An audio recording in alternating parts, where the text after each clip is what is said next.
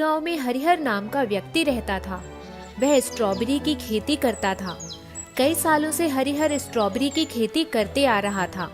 गांव में स्ट्रॉबेरी की मांग बहुत ज्यादा नहीं थी, इसीलिए वह शहर में स्ट्रॉबेरी भेजता था। उससे उसकी आमदनी अच्छी हो जाती थी। धीरे धीरे हरिहर बूढ़ा हो चला, इसीलिए उसने सोचा क्यों न किसी को अपने साथ काम पर रख लिया जाए। हरिहर सूरज नाम के एक लड़के को अपने साथ काम पर रख लेता है। सूरज हरिहर के काम में मदद करता है। सूरज बहुत ही ईमानदार और साफ दिल का लड़का होता है। वह कभी भी अपने मालिक के साथ धोखा नहीं किया करता, हमेशा उसका साथ देता था। अब हरिहर के पास इतनी शक्ति नहीं बची थी कि वह हर रोज खेत पर जाकर सभी फलों को देख सके, इसीलिए सूरज ही सारा काम संभालने लगा। सूरज ने इतने अच्छे से काम संभाला कि हरिहर को अपने स्ट्रॉबेरी की खेती की कोई चिंता नहीं थी। वह सूरज पर बहुत भरोसा करने लगा। सारा काम खत्म करके सूरज हरिहर के घर आता, उसकी देखभाल किया करता और उसके घर पर ही रहने लगा। सूरज हरिहर की जिंदगी का एक हिस्सा बन चुका था। वह हर वक्त सूरज को ही पुकारा करता था।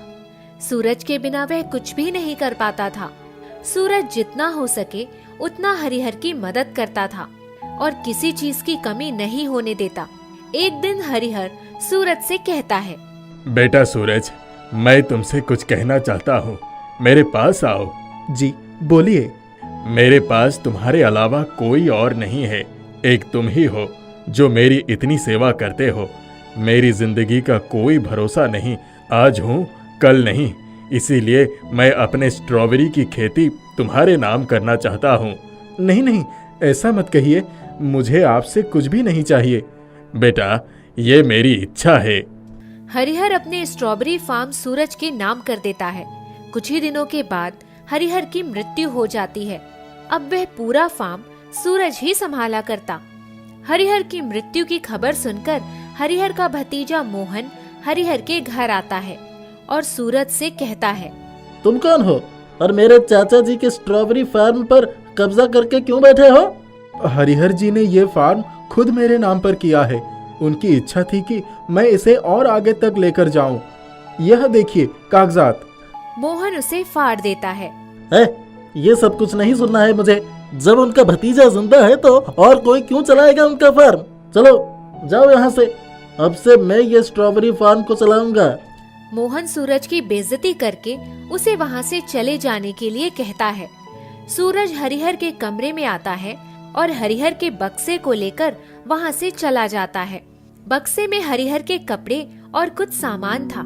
सूरज उन्हें हरिहर की याद में लेकर चला जाता है।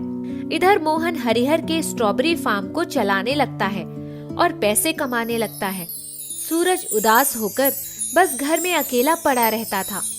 एक दिन उसे हरिहर की बहुत याद आ रही थी। तब वह हरिहर के बक्से को खोलता है। सभी कपड़ों के साथ उसे एक डब्बा रखा हुआ मिलता है। सूरज उस डब्बे को खोलकर देखता है तो उसमें कुछ स्ट्रॉबेरी थी। अरे, ये स्ट्रॉबेरी यहाँ क्या कर रही है?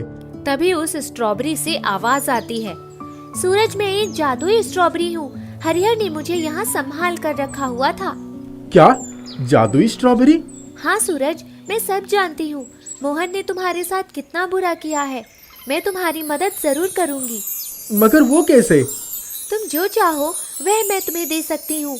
तुम्हारी सारी इच्छाएं मैं पूरी कर सकती हूँ। बताओ तुम क्या चाहते हो? हरिहर जी ने तो मुझे स्ट्रॉबेरी फार्म दिया था, वो मैं वापस चाहता हूँ क्योंकि उससे मेरी बहुत सारी यादें जुड़ी हैं। ठीक है सूरज, एक काम करो, इस डिब्बे में जितने स्ट्रॉबेरी हैं उसमें से एक स्ट्रॉबेरी निकालो और उसे अपने पास रख लो। सूरज ने बिल्कुल ऐसा ही किया। हाँ, अब आगे क्या करना है? अब तुम इस स्ट्रॉबेरी को लेकर स्ट्रॉबेरी फार्म पर फेंक दो, उसके बाद देखना क्या होता है। सूरज चुपके से वहाँ जाता है और स्ट्रॉबेरी वहाँ फेंक कर आ जाता है। स्ट्रॉबेरी फेंकते ही वहाँ जितने स्ट्रॉबेरी थे सभी मुरझा जाते हैं और नीचे गिर जाते हैं। स्ट्रॉबेरी के सारे पेड़ पौधे गिर जाते हैं। मोहन जब यह सब देखता है तो हैरान रह जाता है। अरे, ये क्या हो गया सारे स्ट्रॉबेरी को? मोहन वहाँ नए पेड़ लगाने की कोशिश करता है, लेकिन कई महीनों के प्रयासों के बाद भी कुछ नहीं उगता। पूरी जमीन बंजर हो चुकी थी। इससे मोहन बहुत परेशान हो जाता है। अरे मैं क्या सोचकर यहाँ आया था और ये सब क्या हो रहा है।